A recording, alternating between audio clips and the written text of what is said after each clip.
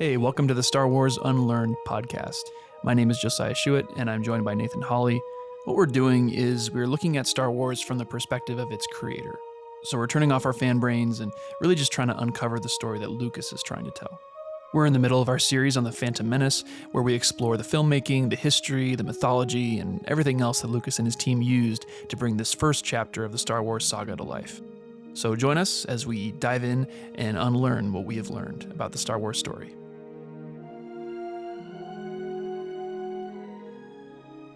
Really fun scene we're going to start off with in this episode today. It's the scene where Anakin and Obi-Wan and Qui-Gon are standing in front of the council, and they're going to get the results of whether Anakin, what his test showed, whether he's going to be a Jedi or not. So, of course, we know the answer because we're all Star Wars nerds, but that's where we're starting in. That's right. I don't know if you ever took a test and had the same feeling. I just imagine Anakin having the same feeling. Mm-hmm. You know, you've taken the test. Now you're waiting for the results. You're standing before the judges, and here you go. You know, yeah. So well, especially Qui-Gon, he would feel the pressure too, right? Because it's this is kind of his project. This is his whole thing he's brought to them, and he's kind of wondering like, oh, is this going to go through or not? You know, what's the deal? Mm-hmm. So, yeah, let's dive into it. Do you have any preliminary or initial thoughts? Yeah, on the scene. I was actually going to ask you that question, but I was thinking. So we were talking about how the scene, like the actual background of the sun setting, has been happening. And here we see night completely fallen. So I don't know what the significance of that is. We've been kind of talking about like maybe some hope, feels like it's dwindling. But last time we kind of left off with Padme having some hope. At least it somewhat seemed like. At least she's going back. I don't know if she has hope yet. Seemed like it. We talked about that a little bit last week. So I don't know. I'm curious on your thoughts on why put the what do you want to say, the starry night, the darkness here at this point, rather than like the last scene or something. Do you know what George's thinking was behind that?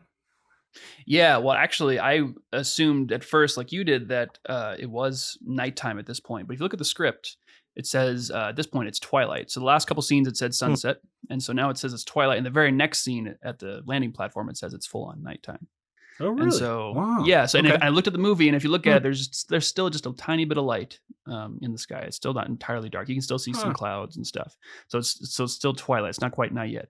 And I was thinking about that. I'm like, okay, so what's the significance of twilight? We had the sunset, and obviously we talked about it. We thought it probably means that the light is waning. Doors are getting shut in our faces. The Senate's not going to help. So there's all these kind of problems cropping up. The story's getting to its darker part now, where it's like, oh, hope's kind of lost. We're not really sure what we're gonna do here. And you're right, the Queen is resolved to go back to Naboo, but we haven't heard her say, "Or I'm gonna fight" yet. It's more, I'm gonna go back to, I'm gonna be with my people, whatever their fate is. She says, "What my fate will be that of our people." So she's resigned to, it could be she might be thinking, "I'm gonna go die with my people." I'm gonna try and negotiate with the Nabooians. We're not exactly sure what her plan is yet. We've planted that seed with Jar Jar's line of, we have a grand army and all that, but we don't really know when so far we haven't heard her make the decision yet of, I'm going to fight. Okay. So I think all that adding to it, with this scene being twilight, it was sunset in the last scene.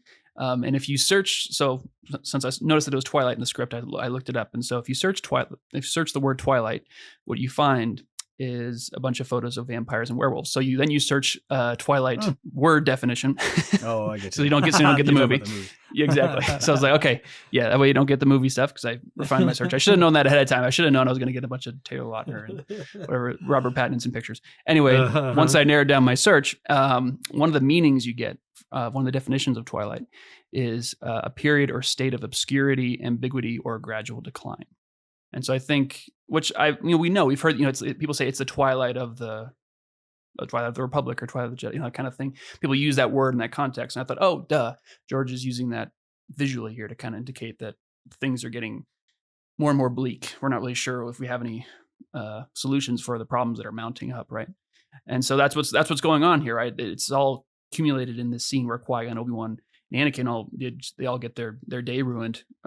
So it's no mistake that I think this scene takes place at twilight, because there's really the cinematography also shows that there's really moody lighting with tons of shadows on the characters' faces. Kind of creates there's like this sense of dissonance as soon as we start. Like as soon as we begin, we know something's off, because the last time we were in the Jedi Council, it was bright and sunny, and there's colorful, and right as we start off, it's kind of dark and gloomy, and go, oh, I don't think there's good news coming for us in this scene. Okay. Yeah, that makes sense. And now that I have the movie pulled up, and as you say, the twilight, you can just barely see it. You can just barely see the little bit of light. I'd never noticed that before, because it seems night, like totally dark here. But yeah, it does take some intentional looking, but you can see it. Mm-hmm. Mm-hmm. Yeah, and it's kind of and I think it may even be over the course of this scene that it transitions into night, because the next scene follows directly this one, and so it's just a few minutes later that they go off to the landing platform to leave for Naboo, and it's in the script that it does say that it's nighttime at that point. So okay, good to clear up. No, that makes a lot of sense. Yeah, and especially that's interesting. We may have talked about this last week. I'm sure we did in some aspect, but just with Padme watching the hope descend on the Republic in her eyes, I've never really thought about how she hasn't really quite made that decision yet. Because I was under the impression that when Jar Jar gave her that little bit of hope, saying we're army, we're soldiers, we're not go down without a fight. I always thought that was the turning point for her. But in thinking about it, it's like, oh, well, maybe not. Maybe not. Maybe she had already resolved to go back after the Republic failed. And then that just put a little, like I said, plant the seed there that for what will come later. But I always thought that was the turning point for her, but maybe not. Maybe not. Yeah, Lucas talks about it in the commentaries and I could be getting it wrong. It's either in the commentaries or one of the archive books or the making of book, where it's at that point hasn't quite decided to fight yet. But she has realized that the Senate isn't going to help her. And so she's decided to go back. She's decided to go back, but she's not quite sure what she's going to do yet.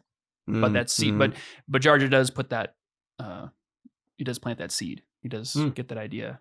He gets the gears turning, and eventually she makes that decision.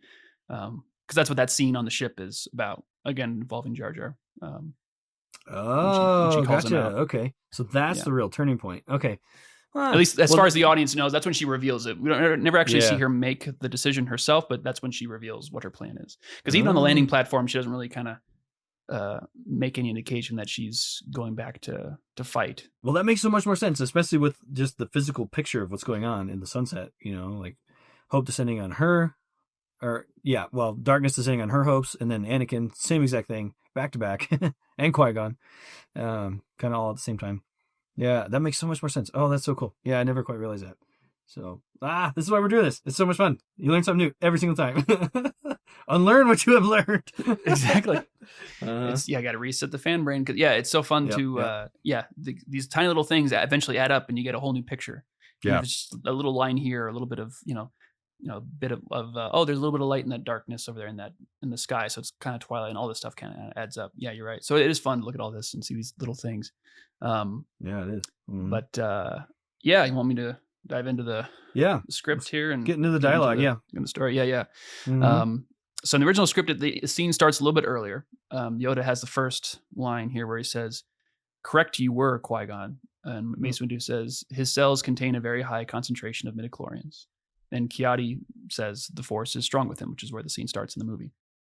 So what I like about this is that the Jedi are kind of dancing around the issue at first. They're not really saying anything definitive yet. They're just saying, well, yes, he's very talented. He's very powerful. There's a lot of midichlorians. There's got some great potential. And you can kind of feel Qui-Gon, he kind of senses them kind of dancing around the issue. And so he asks them directly, he's going to be trained then? And there's a pause until finally the very direct and very blunt Mace Windu shuts him down. No, he will not be trained. And of course, Anakin once again is a little more emotional in the script than he is in the movie. It says Anakin is crestfallen, tears begin to form in his eyes, and we do get a shot of Anakin, but he's not really showing as much emotion. That you can tell he's disappointed though. And Qui-Gon says no, and also actually there's a little bit more from Obi-Wan in the script. It says Obi-Wan smiles when that happens, as if to be like, yeah, I knew that was going to happen, kind of thing, which he doesn't do in the movie. I checked, but yeah. Wow. Yeah, that would have been very telling, I think, if Obi-Wan had done that. Yeah. Huh. But yeah, you do get this nice close up of Anakin just frowning, or just like staring into Mace Windu's soul. You know, it's like, what did you just say? Yeah. Huh. Yeah, we get even a more intense one later where Anakin really. We'll get to it. I have notes on it, but Okay. Sounds good. yeah, and so yeah, Mace Windu says he is too old, and the script he adds there is already too much anger in him. And Qui-Gon says he is a chosen one, you must see it. And then Yoda says, clouded this boy's future is, and he adds, masked by his youth. So what was that last line? What'd you say? Masked by his youth. So clouded this boy's future is, masked by his youth. Yeah, and so it's interesting. So this is the scene, like I said, where both Anakin and Qui-Gon's whole day is ruined, right? Because Anakin at this point, they're pointing out that he's too used to giving in to his emotions and letting them take over. He's developed that habit. And so we've seen this in his reactions to people who anger him, right? So that's why we've seen all those scenes in those movies where he gives a dirty look to someone when they question him. And also in his distress over leaving his mom and like selfishly wanting to hold on to her and not wanting things to change for him in his life. So as Yoda points out, his future is unclear because of this very complicated childhood that he has. That's what that line, masked by his youth, that's kind of what that indicates, is that his past leading up to this point and everything he's showing us in the moment when they tested him is kind of indicating that, yeah, his future is kind of murky right now. Like this could go really badly. So we think it's more than likely this could go down a bad path. So we're not going to train him. Wow. That's so different than I ever would have thought. I'm so glad we're doing this. Don't trust your own thoughts. Always go back to the source. Oh my goodness. So much of this. How is that different? I guess what did you originally think then? Because it is different, but I just want you to voice it because I thought the same thing. I'm pretty sure. Oh my goodness, dude. I mean, my original thought until like 5 minutes ago, actually more over the past couple of weeks, has just always been that the Jedi just kind of cocky. Mace Windu's a jerk, just like, yeah, we don't want to bother this kid. I mean, some just kind of giving into dogmatics, things like that. And that Anakin's just, seething, So yeah, to think about this and to see it so differently, to see like how Yoda always says said your future is clouded. I've kind of wondered, what does he mean by that? Where'd that come from? But to know that it comes from his like tied to his emotions. How he's already enslaved to them, basically, and how Palpatine's going to really play on those later. I mean, he even says in the Clone Wars, like, your emotions are what make you special. He's just playing that up, and the Jedi are constantly cutting that down. And to see that already here, like seeds planted here, like, wow, I didn't even catch that. So yeah, it's so cool. Yep, I was exactly the same way. Yeah, thank you for voicing that because that's exactly how I thought, and I think a lot of fans. I don't know where that idea came from because we all kind of arrived at that same view of things, and not sure if it was a comic book or a video game or some fan theory that got popular, but I think just again it's just slightly off. Like you just course correct us a little bit, but eventually you just keep going and keep going and going. Eventually you look back and you're way farther away from where you were originally, and all the story is so much different now. So yeah, it's fun to look at this stuff. I really like that, and it's exactly what you're saying. Like it's confirmed by the Jedi in the scene that Anakin is strong with the Force. Because before we just heard Qui-Gon say that. So it's not just his opinion. The Jedi agree with him. Like he definitely has the power. He definitely has the potential. But, they, of course, Windu shuts him down. I like that added line here. I guess it's not an added line. It's a line that was removed later. But where Mace Windu says, he is too old. There's already too much anger in him. So there's too much anger in him. It's not that anger is a problem. It's not that there's a strict age limit. It's like, if you were 7 years old, it'd be fine. No, it's not age is irrelevant. It's the fact that he's lived so long with this in this way. That's not Jedi. Like, so it's not just that he's afraid. There's too much fear and anger in him. The problem is that at this point, like I said, he's lived enough of his life without Jedi discipline and philosophy that it'll just be too hard for him to learn to control that fear and anger and put it aside. Because at this point, it's clear that he doesn't know how to do that. So as Yoda says, there is much fear in him, like he said in the last scene. And I thought about this earlier, that Yoda tells Obi-Wan in Empire that there is much anger in Luke, like his father.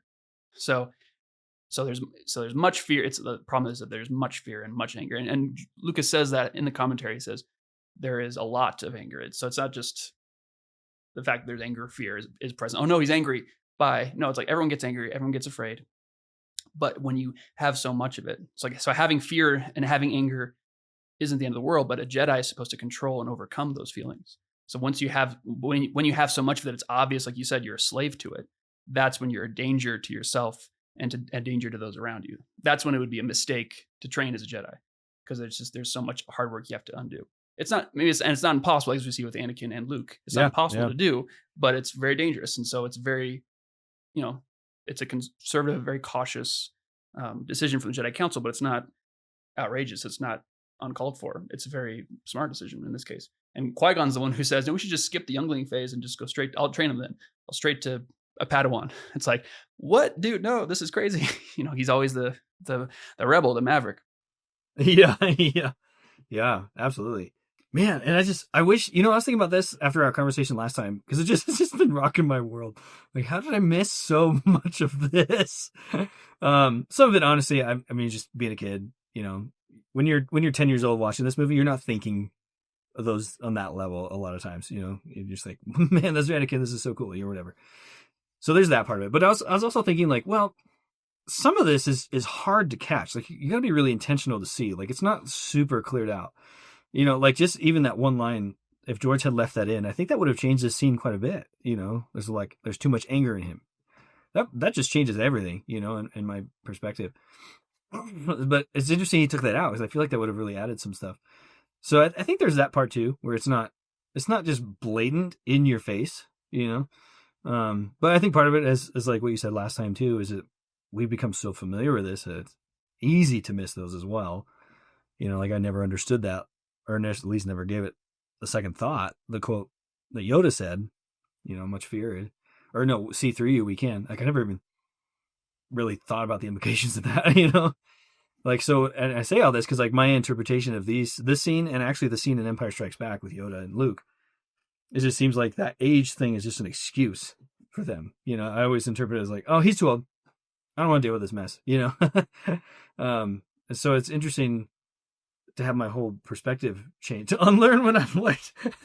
It's just to think, like, okay, yeah, that may be partially true, but the deeper meaning is there. Well, like, there is a reason they're saying that. It's not just to ignore the Skywalkers, like that. There is truth there, but it's deeper than just, oh, you're too old. It's like, well, you're too old, but that's mostly because you've been too attached to whatever, Oh man, just that whole paradigm shift is just amazing. So yeah, that's pretty cool. I appreciate that you're going through the story. What is it called? The annotated screenplay, the illustrated screenplay. Yeah, illustrated. Yep, been really helpful. Paints a lot. Mm-hmm. Yeah, I agree. That's why I don't think I did this as much in their first couple episodes, but as we went on, I realized how useful it was to really go back to the script, and all those different sources. But yeah, I like what you said there. It's interesting. I like watching people react to Star Wars on YouTube who've never seen it before, seeing them.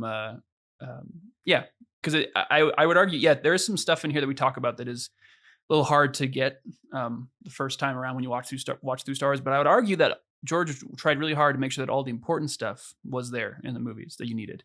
And I think this idea of this picture of the Jedi's relationship to Anakin and all that, I would argue that is fairly clear if you watch. It may not be clear in every scene by itself, or you make it a little piecey here and there, but by the end of it, after you see all of it, I think you get a clear view of it. Because if it's fun watching people on YouTube and they react to it and they get it, it's fun because they don't have any influence from the fandom or from the games or from any legends or anything or new canon or whatever it is to influence them, and so they just look at it as, it's just them and Lucas, just a conversation between them and Lucas at that point, like it was meant to be. And it's really cool to see exactly to see that. It's cool to see them get it. And I think even though we do get into the weeds here, those are just extra fun things that just already support what I think is kind of already kind of obvious. Not obvious, but it doesn't take too much. You don't have to go outside of the movies, let's say, to get the information. It may be in a different movie than you're expecting. Like maybe the answer to this question I have in episode 2 is actually in episode 6. but you don't need to go outside of Lucas's story to understand it. I'm not saying you were implying that, but I just want to make that clear to people listening that that's what we do think is going on here. That's why we're looking at it from his perspective. We're looking at it from the perspective of the storyteller, of the author, because we think that's where the answers are for most of the big questions. There's a lot of fun little nerdy stuff we can get into, and then you should go to Wikipedia for that. But for the story itself, you go to the author, I think. Yeah. So yeah, it's just, I mean, that's why we're doing the podcast. It's just go back to the original source and you'll learn. It's so cool. Yeah, your own interpretation is not always correct. So yeah, great. Oh, good stuff. Sorry, I derailed this a little bit, but it's just no, that was I good. love this. It's so cool just to relearn these things and see the deeper meanings that I know I have missed a lot of them, and I'm excited. I mean, even if you guys go back and listen to the first couple podcasts, you'll hear my change already. You'll see like I'm just changing and growing. Like, oh my goodness, I'm not even sure I believe what I believe the first few times. It's just as true of me in the beginning of the podcast. It's funny going through them and editing them and hearing my past self, I'm like, oh no, I just slightly missed that. Nope, I said that wrong because 5 weeks later I learned this thing. Yeah. And so, that's why we're hopefully, please don't hold us to any kind of standard. If you're listening to this, we don't know anything. We're just having fun and we're learning. We could be completely wrong about this. We might change our minds about the scene, in a year or so. Who knows? But go to the source. At this point, as far as we know, that's a great caveat. As far as I know, that's what we'll say from this point. But yeah, anyway, so I guess we'll keep moving here. We'll keep trekking. I got so Qui-Gon says, "I will train him then. I take Anakin as my Padawan learner." Again, such that bold move by so the confident Jedi. And script says Obi-Wan reacts with surprise and Anakin watches with interest. Yoda says this scene plays out fairly much the same, but I'll read it anyway. An apprentice you have, Qui-Gon, impossible to take on a second. It's interesting. Mace Windu says we forbid it here instead of the code forbids it. So that was a change he made. Qui-Gon says Obi-Wan is ready. Obi-Wan says I'm ready to face the trials. Ready so early, are you? Yoda says. What know you of ready? And so Qui-Gon watches as Qui-Gon and Obi-Wan exchange angry looks. So it's interesting. I don't know if I quite read it as angry in the final movie, but in the script, they're apparently very upset about that. They are upset in the movie, but I don't know if they're not like frowning and making faces at each other quite as much as maybe is implied here in the script. Qui-Gon says he's headstrong and has much to learn about the living force, but he is capable. There's a little more he will learn from me. Yoda says, our own counsel will we keep on who is ready. More to learn he has.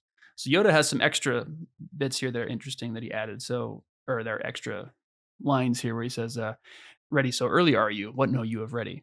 That's a quote from Empire, obviously. Except he adds, so early are you? What I think is funny, because Obi-Wan's 25 years old in this movie, which is apparently early to become a Jedi Knight, according to the script. And so it's indicates to me, at least, that it must be very, very hard. It's not like graduating from high school. It's more like getting your doctorate and becoming a Jedi Knight, So, yeah, I just thought about like, okay, so he's 25 years old. He's not, it's early. So he's got a ways to go. So it's not just, it's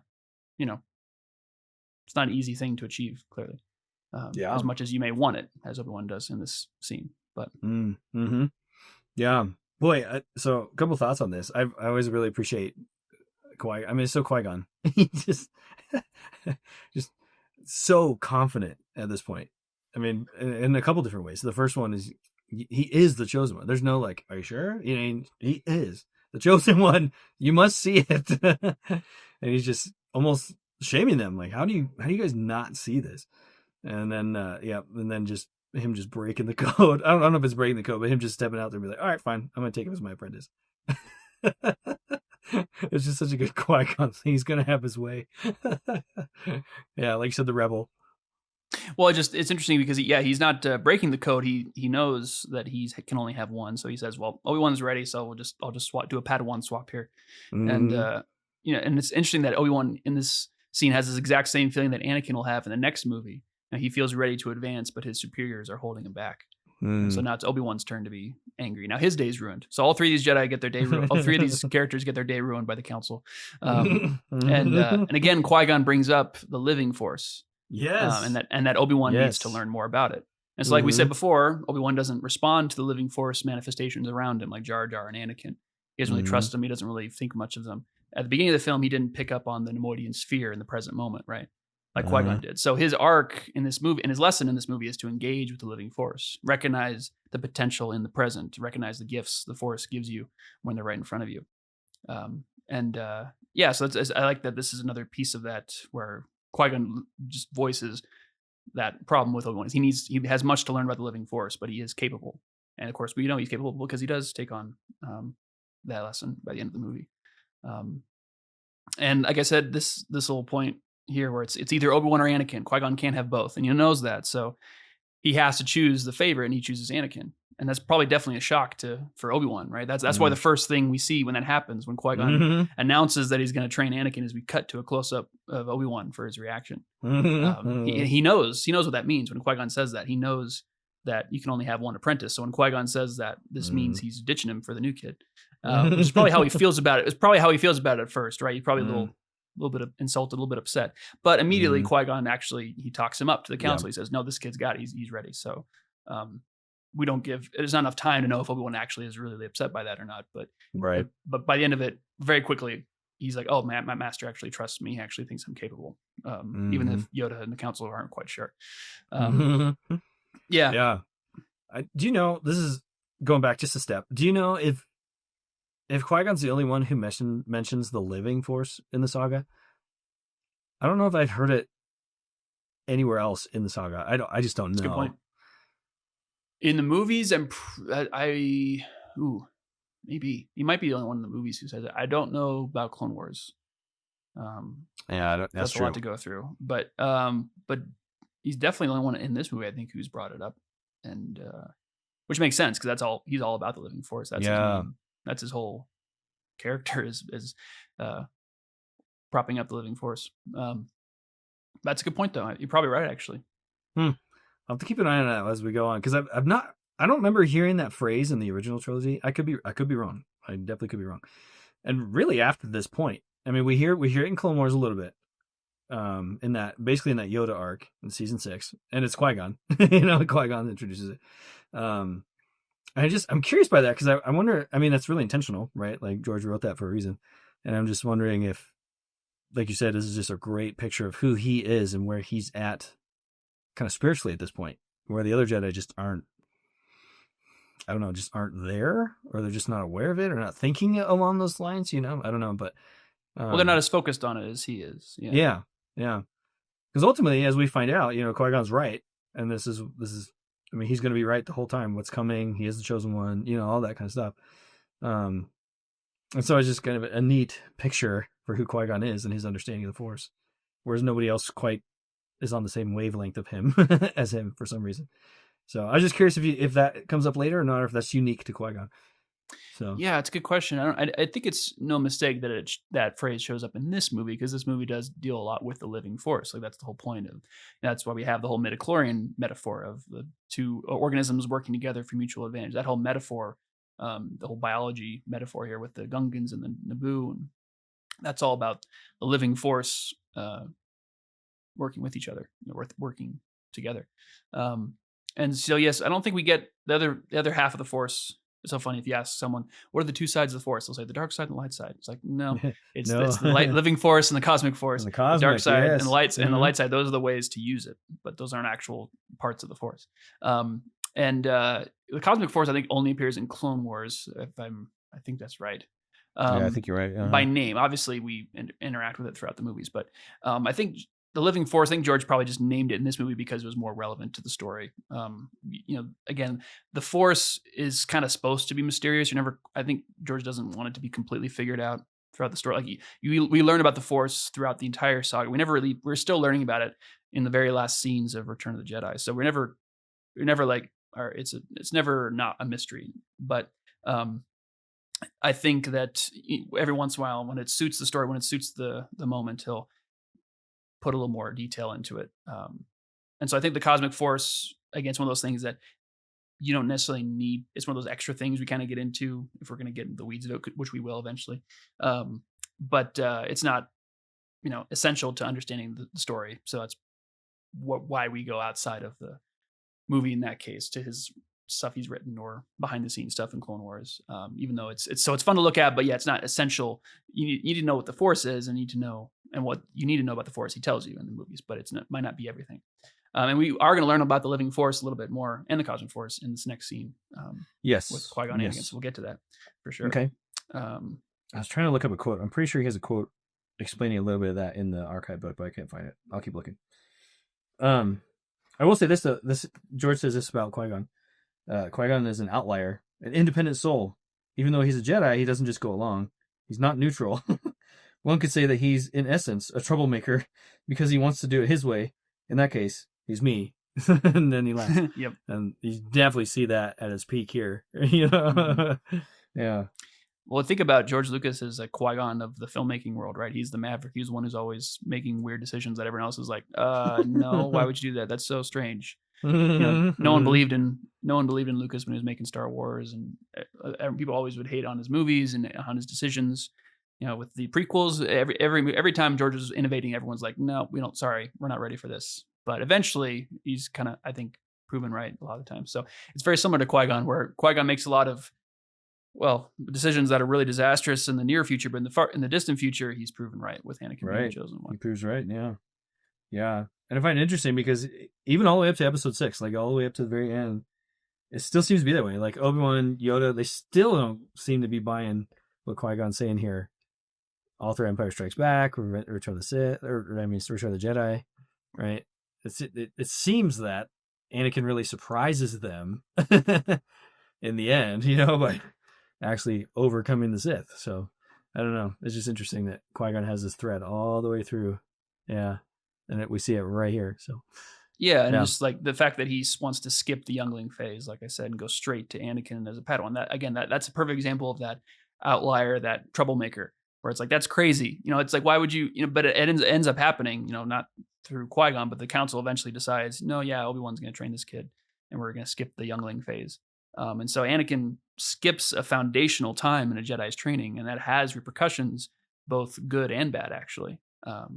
So it's very interesting that's the reason why he wasn't just a child that was born into the Jedi world. They had to come into it a little bit late because there's stuff he takes with him from Tatooine, from his experience as a slave, that eventually, brings ruin to a lot of the galaxy, but also is part of the key to have it be saved by him and his son.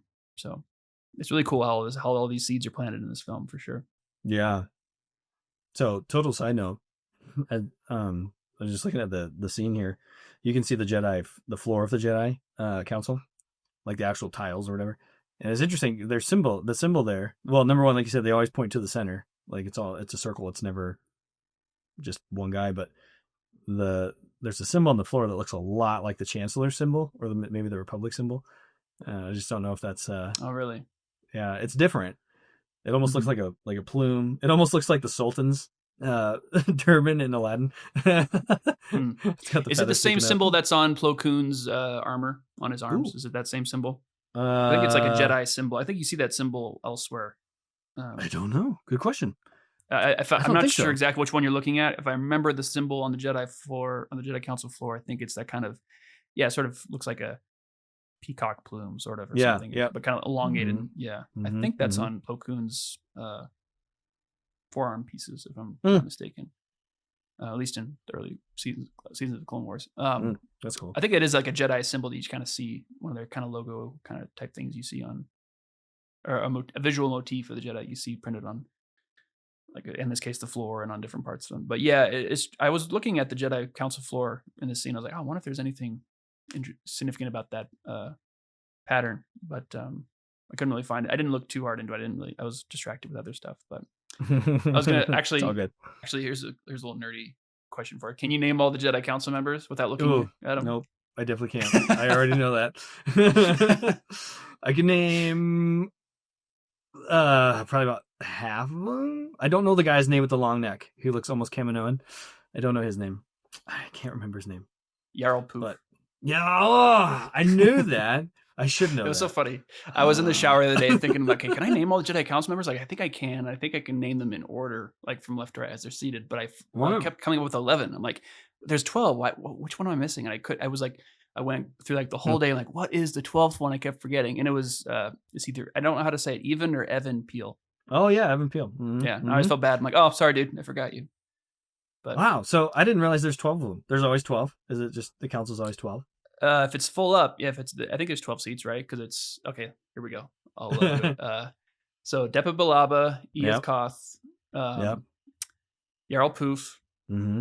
and then it's Adigalia, then Oppo Rancisis, then I think it's He's the snake guy, right? The Yeah. racist guy. Okay. I wouldn't have gotten that one Rancisis either. guy. Yeah.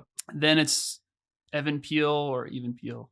It's either him or Yaddle. I can't remember which one is next seated, but it's either him and then Yeah. Yaddle. Yeah. Then CC Tin, then Ki-Adi-Mundi, Yoda, Mace Windu, and Plo Koon. Nice. Is that 12? So I think that's 12. I think that's 12. 12? Yes, that's 12.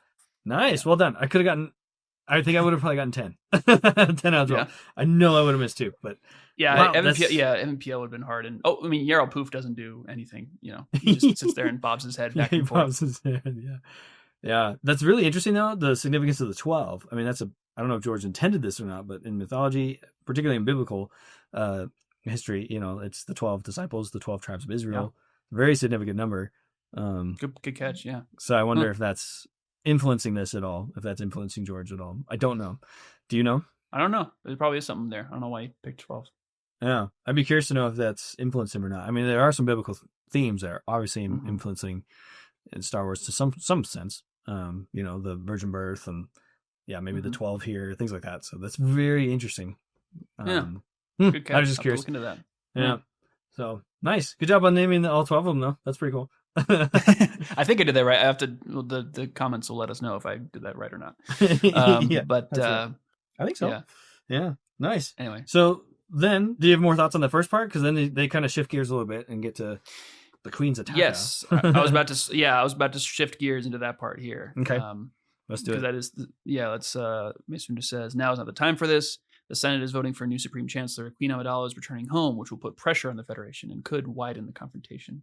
And this is interesting in the script. Yoda is the one who says, and draw out the Queen's attacker. And then Ki-Adi adds, events are moving fast, too fast. And so that's when Mace Windu says, go with the Queen to Naboo and discover the identity of this Dark Warrior. This is the clue we need to unravel the mystery of the Sith. And that's when Yoda says Skywalker's fate will be decided later. So that line was moved earlier in the scene. Mm-hmm. It is interesting, though. I think George does a good job at capturing this, at least on Obi-Wan and Anakin, but I think Qui-Gon as well. As the Jedi are saying that, giving instructions for the next assignment, you see all three of them just trying to process exactly what happened before this. Yep. Like Anakin's just frowning and staring at Mace, and Ewan McGregor does a great job because of that acting just in his face. That portrayal of like, ugh, that wasn't fun. Trying to eat his words. He's like, oh, I want to say some things right now, but I'm not going to. Yeah. They do a great job. I mean, Jake Lloyd does a great job. I really appreciate the acting there. That's how we would feel. I mean, if I was in their shoes, I would definitely be feeling that. You're not done with that. Yeah. That was a big hit. And the Jedi just move on like, yeah, we'll come back to that later, whatever. And they're like, Totally. Yeah. I appreciate the acting in that. And just George took the time to acknowledge just they're reeling a little bit. Like you said, their day's ruined. They're feeling that. All three of them. So. Well, and you see exactly why the council's decision about Anakin was correct with that shot of Anakin, because immediately he just gives him that stank face. He's just, he's just squinting at him, and he jumps straight to anger, right? And, because he's thinking these Jedi have betrayed, they've destroyed my dreams. They're getting in the way of me getting enough power to free the slaves and my mother and all that. So it's very clear there's a seed of darkness in him with that shot, right? And so that shot is just there to validate why there is danger, or there's there's uncertainty. There doesn't have to be danger, but there's well, I guess that's kind of the same thing. Qui-Gon and Obi-Wan have a debate about that later, and we'll get to that. But and so and with the Queen, and now they're shifting gears to the Queen going home. When Mace Windu says, that'll put pressure on the Federation and could widen the confrontation, right? Because now that the Trade Federation's plans are kind of what they've been up to has been exposed. They've they've been tattletaled on. They've been told on to the teacher, and so like they're probably gonna kill her whether or not they force her to sign the treaty at this point. So if she goes back, it's kind of forcing their hand. They got to do something, and that's. So they've been exposed. So they have to move quickly to achieve their ends. And that's kind of what Ki-Adi-Mundi says in the script here, where he says events are moving fast, too fast. Like things are going things are unraveling very quickly, and this could turn into a galaxy-wide war very quickly if things keep unraveling. Right. So thankfully we prevent that, but in the next episode we end up Sidious ends up getting the war that he wanted to begin with here. Mm-hmm. But yeah, and I really appreciate the little darkness we see in Anakin here, because I mean, you said it before, and I agree. Like, people often skip this episode and say you don't need it, but man, I just it's right there. I mean, right there is the seed for the hatred against the Jedi. I mean, we're going to see it built upon, but right there, exactly. These are the guys that just shut him down. Yeah, and we're gonna, like you said, crushed his dreams and just told Anakin you're not worthy, kind of idea, And as we've seen, he doesn't like that. Yes. Totally. I mean, who would? Who would if you're trying out for your favorite job or position or whatever, and you have all the skill, but they turn you down anyway? I mean, good night. Yeah. Yeah. It's your dream. And he said, I've always dreamed of being a Jedi. And they just said, nope. And so, and as a kid, you don't care about the reason. You're not going to be like, especially Anakin's like, well, it's not my fault. I'm not the problem. You are, because in that last scene, he wouldn't admit that he was the problem, which he's a little kid, which makes sense. And again, at this point, it's not a huge problem yet, obviously. It's not obviously a problem yet. In the next episode, we start to see, this is a pattern that continues as he gets older. But yeah, it's interesting when people say we should skip this movie. And it's like, I like to compare it to the beginning of the Indiana Jones movies, where the very first scene, the very first part of the movie is just totally unrelated adventure to the rest of the story. But it's there just to kind of get you wrapped up in the world and get you into Indy's world and understand who the characters are, what he does. Like at the beginning of Raiders of the Lost Ark, you're introduced to that character. He's an archaeologist. He's kind of an adventurer. He's got a whip. He does all these crazy. He's not your average archaeologist teacher dude. He does all these crazy exploring things. And there's all these booby traps. This is his life. This is the tone that's being set. And then he gets back to New York, and that's when he goes back to his teaching job, and that's when the kind of actual plot starts. And so that's episodes 2 and 3 is when we kind of start putting more in, and it starts here, but it's not quite as emphasized as episodes 2 and 3. That's where things kind of really get the ball rolling with Anakin's story, right? Because this first movie is Padme's story. Anakin's the main character, but this is Padme's story, and so her story is used to get us into the world, into the story, so that Anakin's story can pick up and take off for the rest of this trilogy for the next 2 movies. So right, yeah, yeah, and so I understand, but like, it seems irrelevant, or seems like, no, this is necessary. It's like, well, that'd be like removing the first scene from Raiders of the Lost Ark, or any kind of movie where you kind of jump into the middle of any story where you jump in the middle of the action with like a James Bond movies. That's where that kind of started in movie tropes, was that trope of starting in the middle of an adventure already in progress. Kind of started with the James Bond movies, and Raiders kind of picked it up. But it's kind of the same. That's kind of what that is. Like, no, you're setting the tone. You're teaching. This is exposition. You're learning about the characters. You're learning about the rules of the world. And actually, I would argue Phantom Menace does much more than that, and actually starts the journey of every character in that story of Anakin. But the main plot, I would say, yes, is not about Anakin. It's not about Sidious as much. It's more Insidious' manipulation of Anakin. It's about Padme's plight and the issue with Naboo. But it's absolutely essential, I think. So you're right. Yeah, I think so. And I think we see that right here. As one of the many examples. Yep. Yeah. So what about this line there that Mace Windu says about, this could be our clue to unraveling the mystery of the Sith? What's he got in mind there? Or what's George's intention there? Do you know? Well, we established in the last scene that the Jedi weren't entirely sold on the fact that the Sith had returned. Yeah. They didn't quite believe Qui-Gon, because Qui-Gon doesn't really have much to show in terms of evidence. He just says, I encountered this dark warrior, as Mace Windu calls him here. He had a red lightsaber. He was well trained in the Jedi arts, but we don't know if it's a Sith or not. They're not entirely sure yet. So I think, since they know that, as I say, with pressure being put on the Federation, it could widen the confrontation and draw out the Queen's attackers. So they know that this is they know that whatever that thing was, or that dark warrior on Tatooine was, he was trying to kill the Queen. They're pretty sure, at least. And so they're 90% sure it's going to draw him out again if she goes to Naboo, and that he's going to show up again. So they want to figure that out. They want to protect the Queen, obviously, but they're also curious about Darth Maul. They want more information. They want more evidence. So that's what I think Mace Windu means. Like, this is our clue to unravel the mystery of the Sith. It's like, are they actually back? Is the actually Sith? Because Okay. in at the end of the movie, Mace Windu says there can be no doubt that mysterious warrior was a Sith. After all the events that have happened, he realized, okay, that was a Sith. That's when Yoda, drops the rule of two kind of thing. So that's when it's confirmed. So at this point, they just want more. I think more information, more evidence. Okay, that makes sense. I was wondering if it was that, like they're trying to figure out, is this a Sith, or if they've accepted it and they just want to know more about who this Sith is. So okay, but you're saying it's probably more along the lines of, we want to know, is this a Sith? Yeah, because I think if they thought it was a Sith, they wouldn't have that line at the end of the movie where Mace Windu says. That's when he says, well, so now there can be no doubt that there's a Sith. I think that's the purpose of that scene, is to kind of confirm that, nope, that's who the Jedi now know, that, well, we as the audience already know that Darth Maul and Darth Sidious are the Sith, and the Sith have returned. Gotcha. Okay. Sounds good. I'm with you. Cool. I'm questioning everything now that no, you're good. Yeah. So last part of this scene I think is interesting, is that there's a little bit of extra dialogue in the script here that brings, again, it was kind of, I think it was cut because it wasn't necessarily necessary, but probably a cut for time. But again, it recontextualizes some things. So Qui-Gon, after Mace Windu says, unravel the mystery of the Sith, Yoda says young Skywalker's fate will be decided later. Like we said, that line was moved here. And instead of saying may the Force be with you, instead of ending on that line with Yoda, it cuts to Qui-Gon saying, I brought Anakin here. He must stay in my charge. He has nowhere else to go. And Mace Windu says, he is your ward, Qui-Gon. We will not dispute that. And Yoda says, train him not. Take him with you, but train him not.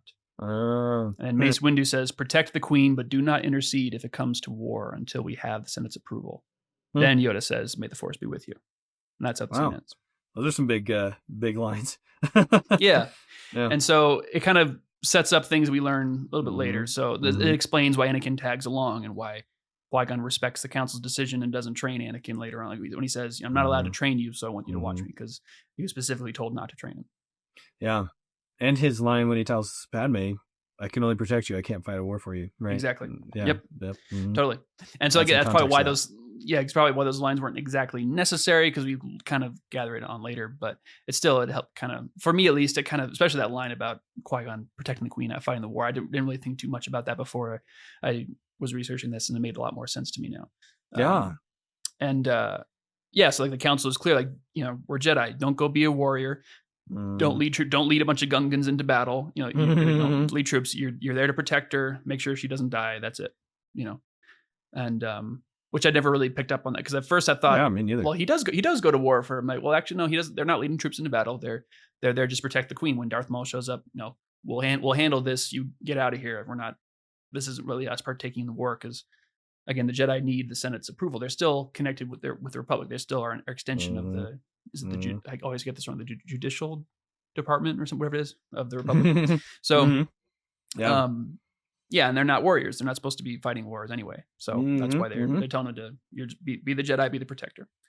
And I don't think Qui-Gon wants to be a warrior anyway. But but that just clarified it more for me. I'm like, oh, that's what's going on. I never really thought about that before. Absolutely. And I really appreciate this book because of that, because it's just, even if it's not in the movie, it does help us see George's original intent, or at least his thought behind it. I think that even if it's deleted or whatever, like you said, he could have changed his mind, but at least originally it makes some more sense for us. Yeah, because I always thought when Qui-Gon said that line to the Queen, like, I can only protect you, I thought it was just a physical thing, like, I'm not capable of defeating an entire army. I just am only physically capable of protecting you. I wasn't even thinking of those things like what you just said there. But it's good to hear. Like you said, I didn't know any of that. So it's really cool to learn, like, oh, that's some of the context there. That's why he's saying it. He's respecting the Council. The Council we see is, I don't know if it has its hands tied is the right word, but it's linked to the Senate. We see the Jedi Council is involved. So that's really cool. It's fun to see that more instead of just I'm just only one guy. I can't protect you.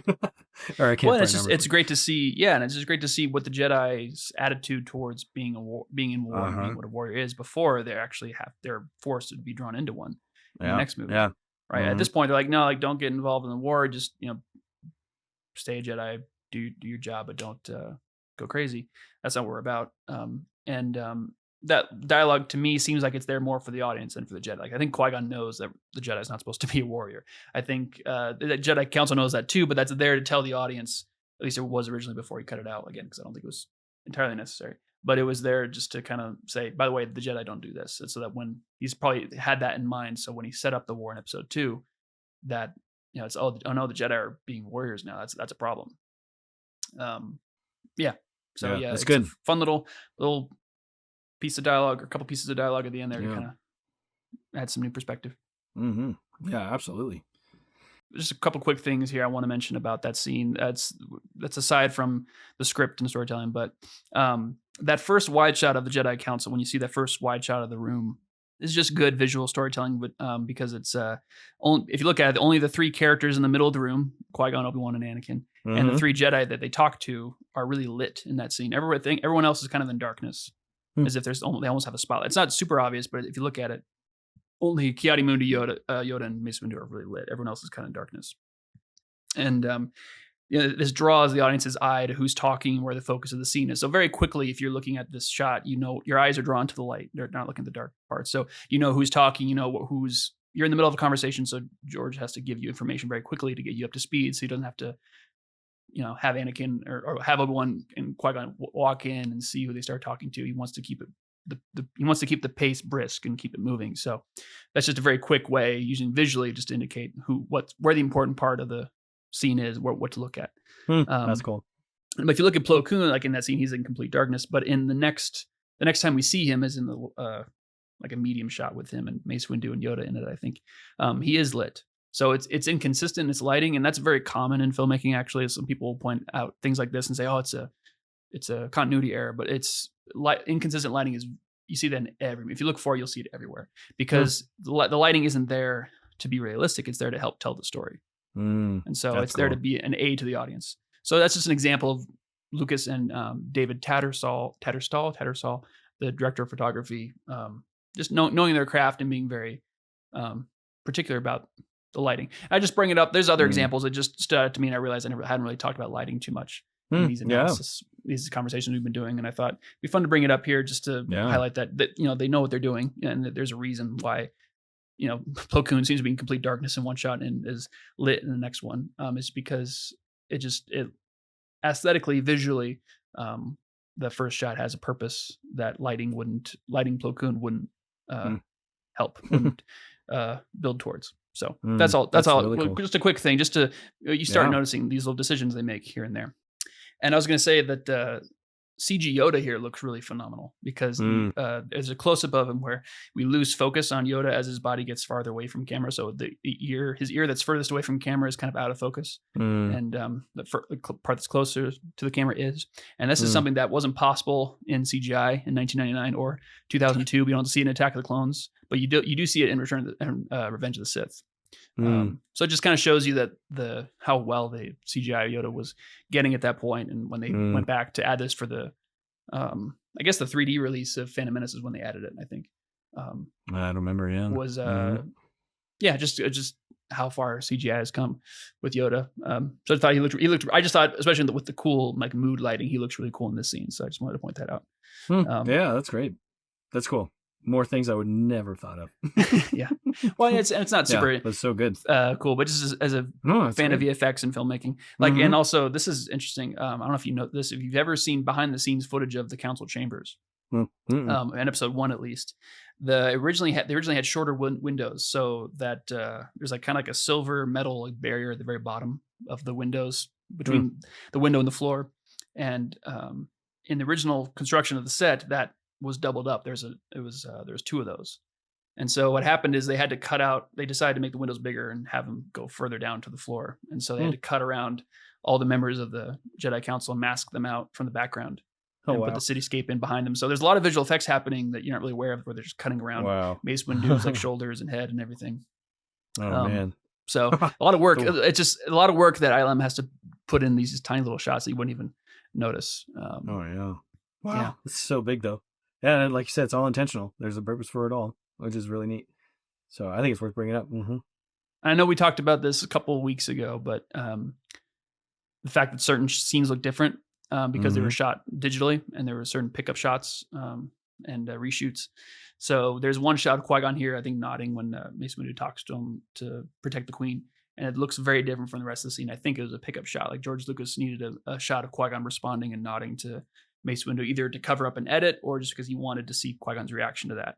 And so they added that in there. So it's a very obvious shot of Qui-Gon being shot digitally.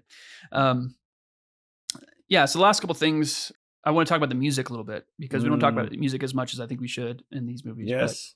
It's so good. Anakin's theme plays a lot. And part of it is, I think we're watching the movie, or you're looking at the movie with the sound off, and I'm have to have the sound off. So we kind of forget that sound is such a huge aspect of this film, not just the music, but the sound effects. And so absolutely. Anakin's theme is played several times at this point in the movie, but in this scene it plays, and it's makes sense because it's his future that's being discussed in this scene. And at the very end, as our three heroes leave the room, there's a small quotation of the Force theme that's played as the scene ends. So every time a character theme is played, it's because that character is doing something, or that character is involved somehow in the scene, even if they're not in the actual scene. Like they're discussing them, or somehow what's happening in that scene is important or is pertinent to that character. And so clearly, if you think of the Force theme as a kind of a character theme, so clearly what's happening here will have big repercussions in the story of the Force in these movies, right? Anakin, whether he'll be a Jedi or not, is of course a huge moment, or huge pivotal moment, whether he will or whether he won't. That's a big deal in the Force. So it makes sense that the Force theme is being played there, because what's happening is having repercussions in the Force. So just again, I like how the music, everything is telling the story, the lighting, the visuals, the music, everything. And I found this out. I found this out about Ki-Adi-Mundi. Did you? Do you know about the guy who plays him, the actor? No, I don't. Okay, so the actor who plays him is a guy named Silas Carson, and he plays two other roles in this movie. Do you know who they are? Not a clue. I'm failing. He plays Newt Gunray, and he plays the pilot, one of the pilots who gets shot at the beginning of the movie, when the Republic ship gets blown up. The guy says, "Captain, look." So that's Ki-Adi-Mundi, and Silas Carson. He plays Ki-Adi-Mundi and Newt Gunray in this movie, and in the subsequent movies. So when you say Newt Gunray, you mean like the guy in the costume or the voice? Yes. Oh, he does both? Yes. Oh, pretty sure, that's cool. Pretty sure he does both. Wow, nice. And you can kind of hear it a little bit here once in a while in Newt Gunray's voice. You can kind of hear a little bit of Ki-Adi-Mundi, kind of, just a little bit. But Ki-Adi-Mundi was designed. So I found this out about Ki-Adi-Mundi. He was designed by Ian McCaig, who was a concept artist. He did a lot of. He designed a lot of the Queen's outfits actually in the movie, but he did a lot of costume design and character designs, and he kind of was doing these kind of parodies of Alec Guinness's Obi-Wan, like crossed with different creatures. And so Ki-Adi-Mundi was basically his version of Alec Guinness's Obi-Wan Kenobi crossed with a whale. So if you look, like his head, really? that kind of like blubbery like sacs on the back of his head is kind of like whale, kind of sort of whale-like. Of course, it's just really tall head. Because I don't know if we don't really look at Ki-Adi-Mundi and think of a whale, but if you look, especially look at the artwork, if you Google Ian McCaig Ki-Adi-Mundi artwork, you can really see the whale influence in there for some reason. That's crazy. But anyway, yeah. Wow. I never knew that. Yeah. Wow, that's wild. Never knew that. That's pretty awesome. Now I'll probably hear that now you say that. Obi-Wan with the whale. Yes, Ki-Adi-Mundi. Yeah. That's awesome. Yeah. That's so cool. Nope. Good trivia, man. Now I'm ready for Star Wars Trivia Pursuit now. Yeah. And I guess I lied to you because I have a lot of notes here about the scene still, or just little things here. Like, cause I've kind of broken them down into categories. Like we've talked about the script, and I was talking about visual effects and talked about music, and now I was going to talk about kind of like mythology, psychology aspect of what's going on fantastic. Here. So it's all great, man. Yeah. So there's this archetype that was identified by Carl Jung, who studied mythology, and there's this archetype called the hostile brothers archetype that he called, and he identified, and it shows up in stories like Cain and Abel and Jacob and Esau in the Bible. Those are the examples that Jung used. But it really occurs everywhere. So like you think like Mufasa and Scar and Lion King, or Moses and Ramses in The Prince of Egypt, that movie, King Claudius and King Hamlet, and Hamlet Polyneses and Teocles and Greek mythology. So it's everywhere. And so basically the story goes that the brothers often start out in a loving, healthy relationship, but eventually devolves until one of them ends up killing the other. And so you kind of see that beginning here with Obi-Wan and Anakin, right?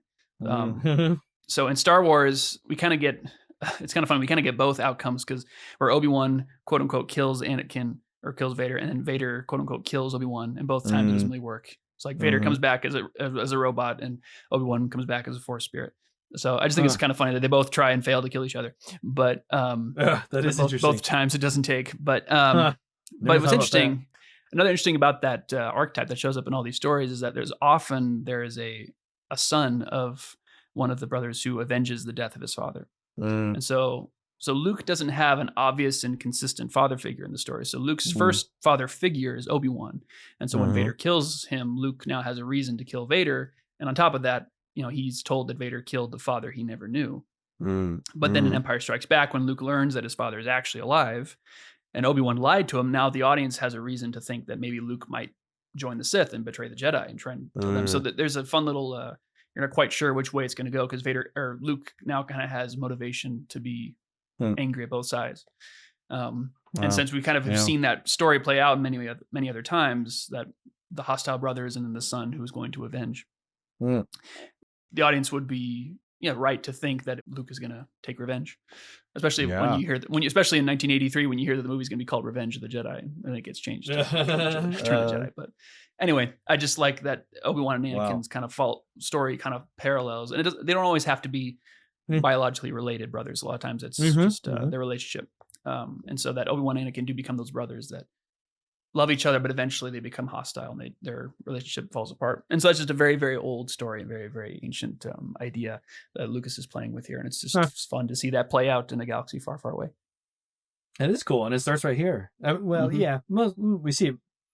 Probably the heaviest it's been so far, anyway. Yeah, yeah. Just that Obi-Wan and Anakin are kind of competing here, or Obi-Wan's not sure about Anakin. Like, oh, okay, so Qui-Gon likes Anakin. He's gonna prop Anakin up as apprentice, but I guess he does have faith. There's just a little bit of there's a little bit of a rough start to their relationship, but eventually by the next movie we see that they love each other. They're good brothers. But wow, that's cool. You were my brother, Anakin. Yeah, exactly. Yeah. Wow, that's so awesome, man! That's so cool. You might as well just hit repeat for me. It's amazing. Wow, this is great. You're good. Just things I'm learning every day. Okay, absolutely. I promise is the last thing about this scene. That's good, man. This is so good. I wanted to we can get a little bit nerdy. We haven't gotten super Star Wars nerdy yet, so I thought we could get a little bit nerdy here and talk about the trials, the Jedi trials, because we don't really get a lot of information about that. We hear Obi-Wan say, "I'm ready to face the trials," and so I was thinking, what are the trials? Like I always kind of wondered, does George ever say anything about them? And so I've done, as far as I can see, again, I've got to put that caveat there. As far as I know, the only indication we have of what the trials look like is in the episode The Wrong Jedi, season 5 of Clone Wars, the very last one, where that whole ordeal that Ahsoka had to go through to prove her innocence that's recognized as her great trial by the Jedi, that's what they call it. So it's unclear whether or not that is the same as the trials, the plural trials, or if she had completed other trials off screen and this was the last one, like this was her getting her an A+ on her Jedi final. So it's not kind of unclear, but either way, it indicates that not every Padawan has to go through the same exact series of tests, but just that they each need to learn the necessary lessons and prove themselves worthy of knighthood. So I was wondering if you ever heard anything about the trials or knew anything about that, because in my research I haven't really found much except for that piece of information from that one episode of Clone Wars, and so it seems to indicate that there isn't like a specific test that they study for. It's more just once they have passed these, once they have seen you, once the Jedi Masters of the Council or whatever has seen that you've learned these certain lessons, that's when you're ready. I've not heard much. I mean, the only other thing besides that Clone Wars episode I could think of is the Tartakovsky series, but I don't know how much credit to give that, because there's George sort of approved it, but it was kind of its own thing, I guess. But because you see that with Anakin and Ventress, that seems to be like kind of his trial in a sense. But I know that's a good question.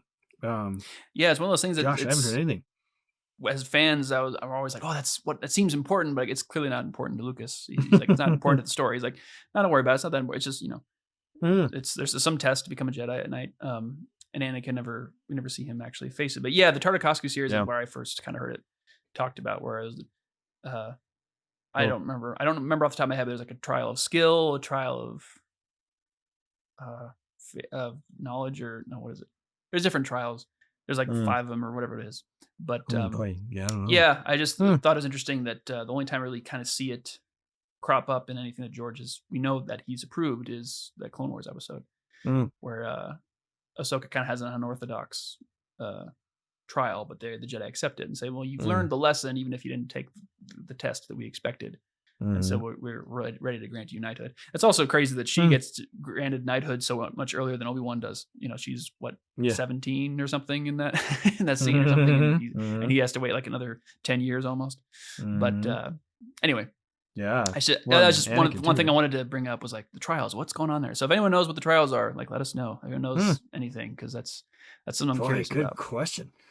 Boy, now you got me curious. Yeah. Like I said, I guess that George didn't care that much about it. Yeah. But that's a big point for just, I don't know if mythology is quite the right term, but just in humanity, really. There's always, in every culture, except for really ours today in America, Western culture, there's always been a rites of passage, Yeah, good point. And there's always been like, here's where you go from boy to man. Here's where you enter into the warrior stage, or whatever.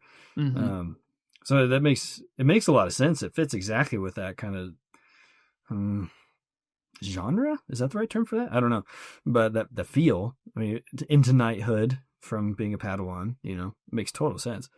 So I'm not surprised, I guess, by a trial, but yeah, I don't know. I have to think about that more. I've never heard anything about it other than what you mentioned, the Tartakovsky and the Clone Wars stuff. But yeah, I wonder if there is anything formal, or if it's if the trials are always just like it's something the Force puts you through, because in both of those they weren't necessarily an official thing, but the way Obi-Wan talks about it here, it sounds like it's an official testing, like almost like a course or something you have to go through.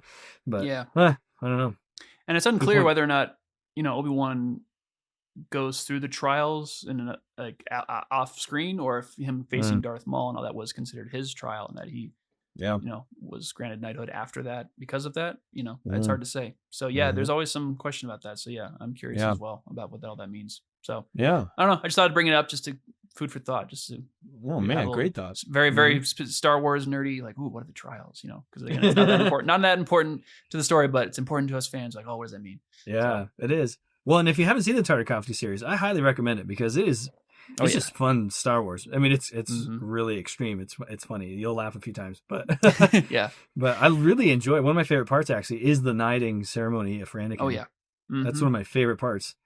And I would have loved to have seen what George originally had in mind. Like if that came from George, or if that was just, I don't know, Gendy or whatever. But man, I would love to see something like that. And just what does it look like for the Jedi to be knighted? That'd be really cool. So yeah, great scene. Yeah, and I agree. Just as an animation fan, Tartakovsky is an amazing animator and such a great storyteller. All his projects I've seen, I've loved, and he's so good at what I'm sure it's what Lucas liked when he saw the Samurai Jack series. That's what Tartakovsky was working on. That made Lucas go, "Ooh, we should do. That'd be cool to see that with Star Wars. I want to see what these guys can do with some Star Wars stuff." So he's so good at that, and like he's got a show called Primal that I really like, and Samurai Jack is also very good. So yes, just as an animation and filmmaking nerd, I do love me some Gendy Tartakovsky. He's really really good. So yes, definitely check out Star Wars Clone Wars micro series. Very very good. Yeah. Yeah. And it really does, like, I don't know George's involvement in the Tartakovsky series, but he acknowledges a lot of it in the Clone Wars. Like he'll take things straight from it, like treating it as canon in its essence. So it's definitely worth a watch for sure. He definitely had more involvement in that series than he did in almost anything else outside of obviously the Clone Wars TV show. But outside the Clone Wars TV show, it kind of goes in order of George's involvement goes the movies, the Clone Wars, then Clone Wars micro series, and that's kind of it. And I guess at the very, very bottom, you have the holiday special. Yeah, which he wants to pretend never existed. Exactly. So yeah. Uh-huh. So there's certain things like, like Ventress obviously is a character that Lucas liked and Mhm. wanted to bring into the story, and was originally going to be the villain for Attack the Clones and all that stuff. So yeah, there is some. It's Mhm. interesting to. I'd have to go back and do a little more research on Tartakovsky series. It'd be fun to look at that and see what parts of it Lucas took from or borrowed, or maybe he even inspired. I'm not sure exactly. Yeah, it's cool. There's a lot of continuity between the two Clone Wars shows. Yeah, so it's definitely worth a watch, especially the first half. I mean, they're all good, but yeah. So anyway, good stuff. Sorry, Absolutely. derailed us, but yeah, No, it's you're good. good. It's good. Good thoughts, man. I'm really wow. So great. Nice.